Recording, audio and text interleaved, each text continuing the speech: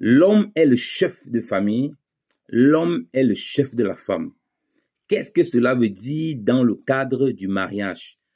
Que mettons dans chef lorsqu'on parle de chef de famille, ou bien l'homme est le chef de la femme? Que nous dit l'Écriture et comment comprendre cela dans le cadre du mariage? Telle est la question à laquelle nous voulons répondre. Salut à vous, bien-aimés dans le Seigneur. Nous vous bénissons de la part de Dieu notre Père, par Jésus-Christ, le seul Seigneur, le seul Sauveur, celui qui est, qui était et qui revient bientôt. C'est encore votre humble serviteur, Yannick Stéphane Dionko, enseignant de la parole de Dieu, ministre de l'Évangile, pour vous édifier dans la parole de Dieu. Que le Seigneur vous bénisse abondamment. Alors, nous voulons aborder cette question parce que nous sommes toujours dans le cadre de nos partages sur le mariage et de toutes les choses que nous avons déjà entendues ou bien que nous voyons concernant le mariage qui ne sont pas souvent et généralement compris. Lorsqu'on parle de chef, les gens pensent que chef dans le Seigneur, chef en Christ, c'est un chef comme selon le monde, c'est un chef traditionnel. Vous savez, les chefs traditionnels, il est là assis, il a beaucoup de femmes, il ne fait presque rien, ou bien il fait certaines choses, mais on fait beaucoup de choses pour lui. Au fait, il est comme une sorte de, un peu de roi fainéant. Et le chef dans le monde, il a tous les avantages. Vous voyez, les chefs, les présidents, on lui donne tous les avantages. Il est un gars du corps, il a ceci, il a cela. Au fait, il est mis tellement dans les petits soins qu'en réalité, il a trop de gens à son service et il sert peu. Vous voyez? Et ce n'est pas le modèle du chef selon les Écritures. Et c'est ça qui crée la confusion.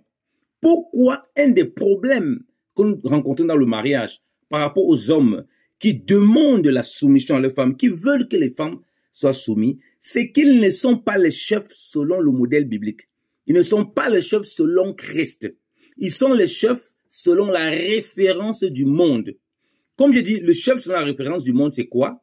C'est qu'il est haut élevé et les autres sont là pour le servir. Vous voyez? C'est un chef qui est au-dessus des autres. Et les autres sont ses subalternes. Ils sont ses sujets. Ce n'est pas ainsi en Christ. Ça n'a jamais été, ça ne sera jamais comme ça. C'est une mauvaise compréhension de ce que c'est que le chef. Vous voyez? Quand la Bible dit que l'homme est le chef de la femme, ou bien l'homme est le chef de famille, ici le chef de la famille, le chef du foyer, il est le maître de la maison. C'est un rapport avec Christ. Voilà pourquoi on demande aux femmes d'être soumises à leur mari. On aura l'occasion d'arriver sur le cas de la soumission. D'être soumis à leur mari comme à Christ, comme au Seigneur. Vous voyez comme c'est écrit dans Éphésiens là-bas, comme c'est écrit dans Éphésiens chapitre 5, toutes ces choses sont expliquées exprès pour nous, Éphésiens chapitre 5, Éphésiens chapitre 6, pour nous montrer comment on doit concevoir les relations avec Christ. Et l'Écriture précise que l'homme, Christ est le chef de l'homme. Si Christ est le chef de l'homme, en réalité, lorsque l'homme est le chef de la femme, c'est Christ qui est en lui qui est le chef de cette femme. Parce que Christ est le chef de tout le monde. Mais dans la relation du mariage, l'homme n'est pas le chef de toutes les femmes. Il est le chef de sa femme parce que Christ est son chef. Et Christ étant son chef, il devient un modèle de Christ pour son épouse. Alléluia. Ce n'est pas n'importe quel chef. Ça veut dire que la femme retrouve, et quiconque le voit, retrouve Christ qui est son chef en lui. Retrouve Christ en lui qui le conduit et qui fait de lui un chef devant la femme. Et comment Christ donc s'est comporté comme chef? L'Écriture nous précise que, vous connaissez très bien, Philippiens chapitre 2, il était en forme de Dieu, mais il n'a pas vu son égalité avec Dieu comme quelque chose qu'il devait discuter. Il s'est dépouillé, il a pris une forme de serviteur. Il est venu comme un serviteur, comme un homme, comme un serviteur. Voilà le modèle de chef. Vous voyez? Si ce n'est pas ce modèle, alors tu es un faux modèle, tu es un modèle du monde. Christ en tant que le créateur de toutes choses, le Fils de Dieu, c'est Dieu qui s'est fait chair, il a pris une forme humaine pour venir comme un simple serviteur parmi les hommes qu'il a créés, parmi les serviteurs. Il n'était pas au-dessus, il était au même rang en tant que chef. Faut bien comprendre. Donc, la chefferie en Christ, vous voyez, ce n'est pas la chefferie comme dans le monde. Dans le monde, c'est top-down. En Christ, vous êtes au même niveau, mais celui qui a la notion de chef est juste un leader qui est devant pour montrer l'exemple et qui a la vision de certaines choses du Seigneur et que vous pouvez suivre. Donc, ça veut dire que c'est quelqu'un à qui vous pouvez faire pleinement confiance et c'est quelqu'un qui est à votre niveau, à qui vous pouvez faire part de beaucoup de choses et vous travaillez ensemble. Contrairement au chef qui est en haut, qui donne des injonctions directes en bas et on n'a rien à dire, on n'a pas à communiquer, on n'a pas à causer. Ce n'est pas le modèle biblique. Ça, c'est le modèle du monde. Et en informatique, moi qui suis dans l'ingénierie informatique, nous avons ce modèle. Dans le modèle de génie logiciel, on a par exemple une méthode qu'on appelle la méthode Scrum. On a une méthode. Quand tu deviens maître Scrum, tu es juste un leader parmi les autres pour diriger les tâches. Mais tu n'es pas le chef. Le directeur direct, le chef direct, c'est le manager qui est au-dessus de vous. Mais toi, tu es avec l'équipe, tu as un rôle de leadership pour permettre à l'équipe d'accomplir ses tâches. Tu es une sorte de coach pour les accompagner dans les différentes tâches. Vous voyez? Donc, c'est pareil donc, dans étant chef en Christ. Que ce soit dans le cadre du mariage, que ce soit en tant que serviteur de Dieu. En tant que serviteur de Dieu, je ne suis pas au-dessus des bien-aimés. Vous voyez? Je suis au même niveau qu'eux, mais sauf que j'ai une position qui me donne une vision, une vue qu'ils n'ont pas. Vous voyez? Ce qui fait en sorte que je peux voir des choses qu'ils ne voient pas. Je peux leur donner des instructions sur des choses que j'ai compris. Et en étant moi-même un exemple qu'ils vont copier. Et quelqu'un aussi qui a des limites, qui est faible. Donc le chef en Christ, c'est pas un chef qui est parfait. Étant donné que c'est Christ qui est en lui, qui se forme en lui, il a des lacunes, il a des limites. Vous voyez? C'est pour ça qu'il n'est pas au-dessus. Parce que si tu es au-dessus, tu donnes des injonctions. Si tu te loupes, alors tu fais tomber tout le monde. C'est pourquoi Christ a dit que si un aveugle conduit un autre aveugle, ils vont tous tomber dans la fosse. Vous voyez? Mais si c'est quelqu'un d'éclairé, tu es aveugle, tu conduis des personnes éclairées, tu ne peux pas les emporter. Parce que vous êtes sur la même ligne. Ils voient que toi, tu es aveugle. Ils vont dire non, on ne continue pas ainsi. On ne te suit pas. Vous voyez, bien aimé dans le Seigneur. Donc, lorsque l'Écriture précise, nous allons lire 1 Corinthiens chapitre 11, que les gens aiment répéter, et pour faire croire qu'ils sont chefs, selon la hiérarchie dans le monde physiquement, et ils sont au-dessus de leurs femmes, pour commencer à dicter des choses bizarres à leurs femmes. C'est démoniaque. Ce n'est pas de Dieu. C'est une perversion des voies du Seigneur. Pourquoi? Parce que ça fait en sorte que l'homme se retrouve, c'est pour ça qu'on a des hommes totalitaires. On a des hommes qui ne consultent pas leurs femmes pour agir. Tout ce qu'ils font, ils imposent. Il dit non, comme si le chef doit imposer. Qui t'a dit que c'est comme ça? Ce n'est pas comme ça. Ça ne se passe pas comme ça. Parce que tu n'es plus un, tu es avec la femme. Donc si tu es chef d'un couple. Vous êtes deux. Tu n'es pas seul dans ton coin. Donc il est important que même si tu penses que tu as reçu quelque chose du Seigneur, que la femme saisisse ce que tu as compris et que tu vas apporter. Si elle ne saisit pas, elle ne peut pas t'aider, elle ne peut pas t'accompagner. Mais c'est normal.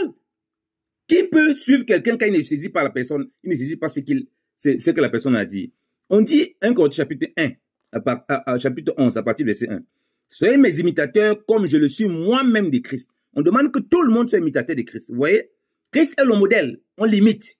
On va voir comment l'imiter donc. Donc nous tous, on imite Christ. Et dans cette imitation, on donne donc des niveaux d'imitation.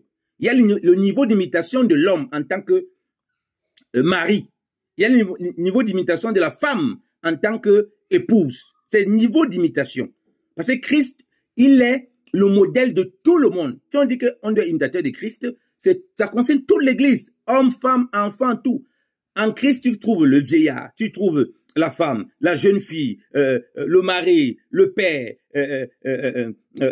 la célibataire, la femme âgée, tu trouves tout. L'écolier, tu trouves tout. Le pasteur, le frère, tu trouves tout en Christ. Donc, il est imitateur. En lui, il est le modèle parfait. Maintenant, l'Écriture précise, oh mes frères, à partir du verset 3, il dit, mais je veux que vous sachiez que le chef de tout homme, c'est Christ, et que le chef de la femme, c'est l'homme, et que le chef de Christ, c'est Dieu. Vous voyez? Donc, le chef de la femme, et ici de sa femme, pas de toute femme, c'est l'homme. Vous voyez? Parce que tu es chef de ta femme, puisque tu l'as épousée, et en épousant, tu es dans le modèle de Christ et de l'Église, et donc, ta femme, tu es le chef de ta femme et ta femme est avec toi. Et ta femme te doit soumission en tant que chef. Vous voyez? Mais comme il dit, il faut définir ce que c'est que ce chef. Regardez ce qu'il dit.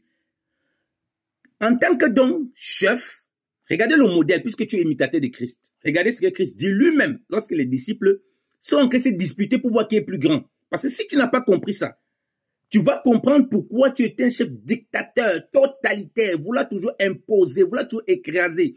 Tu n'es pas au service de ta femme. En réalité, le chef en Christ, c'est celui qui est au service des autres. Oui, parce que Christ, comme je dis, il a laissé son trône de gloire, il a pris une forme humaine pour venir servir et sauver les autres. Donc, il a pris une forme, une apparence humaine, une apparence de ceux qui sont ses serviteurs, pour leur montrer le modèle. Vous voyez des hommes qui sont à la maison, il n'est pas ce temps à donner les ordres à sa femme, les injonctions.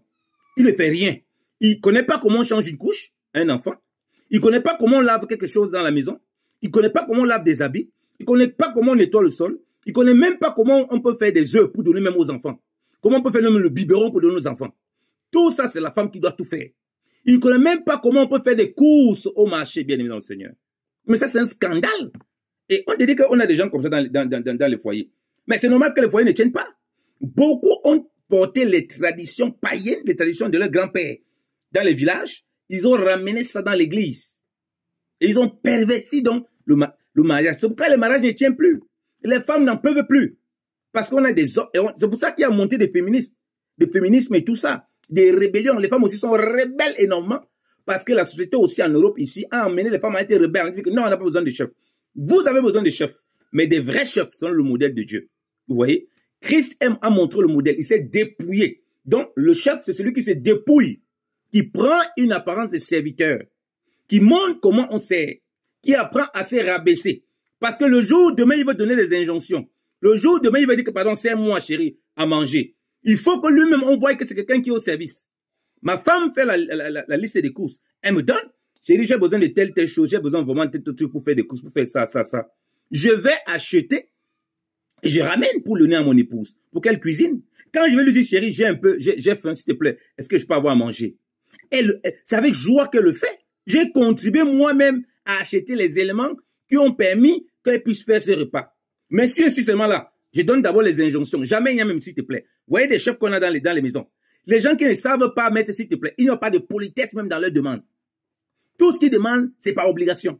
Ils pensent que tout leur est permis. Tout leur est permis. Des faux chefs. Vraiment des gens qui ne sont pas transformés. On le voit beaucoup dans l'église. Ils ne sont pas prêts à se rabaisser. Ils ne sont pas prêts à s'humilier. J'ai dit comment Luc chapitre 22. Regardez. Les disciples se disputaient pour voir qui devait être le plus grand. Regardez ce que le maître dit. Il dit ceci. Jésus qui dit, Luc chapitre 22 à partir du verset 22. Et certes, le Fils de l'homme s'en va selon ce qui est déterminé toutefois. Malheur à cet homme par qui il est trahi. Alors il s'est mis à s'entre-demander l'un à l'autre qui serait celui d'entre eux à qui il arriverait de commettre cette action. Il arriva aussi une contestation entre eux pour savoir lequel d'entre eux serait estimé le plus grand. Sachant que Christ devait partir, il se posait ces questions. Qui devait être le plus grand parmi nous? Le Seigneur répond. Mais il dit, les rois des nations les maîtrisent et ceux qui usent autorité sur elles sont nommés bienfaiteurs. Donc, ceux qui les dominent, donc on dit les rois des nations dominent sur les nations. Il écrase les nations. Il les maîtrise. Vous voyez? Mais il n'en sera pas ainsi de vous, au contraire, que le plus grand entre vous soit comme le moindre, et que celui qui gouverne comme celui qui sert. Donc celui qui gouverne en réalité, c'est celui qui est au service des autres. Donc dans la maison, quand tu vois des hommes qui sont pas là pour servir leurs enfants, servir leur épouse, comme modèle, il y a un problème. Le jour, la femme est même malade, il va demander à la femme de se lever pour aller faire à manger. Mon frère, c'est pas la sorcellerie que c'est quoi? Donc on a beaucoup de sorciers dans l'église. La femme est malade, il ne se dérange même pas. Il peut pas, jamais il n'a même fait un petit déjeuner qu'on peut aller donner à sa femme. Mais c'est quoi ça? Non, bien évidemment, tu n'as pas compris ce que c'est que le chef. Il dit que celui qui gouverne, celui qui est comme le chef, comme celui qui sert. Et il dit, car lequel est le plus grand? Celui qui est à table ou celui qui sert? N'est-ce pas celui qui est à table? Or, je suis au milieu de vous comme celui qui sert. Il est au milieu de nous comme celui qui sert. Nous ferons la suite par la grâce du Seigneur. Soyez comme celui qui sert. Que Dieu vous bénisse. Amen.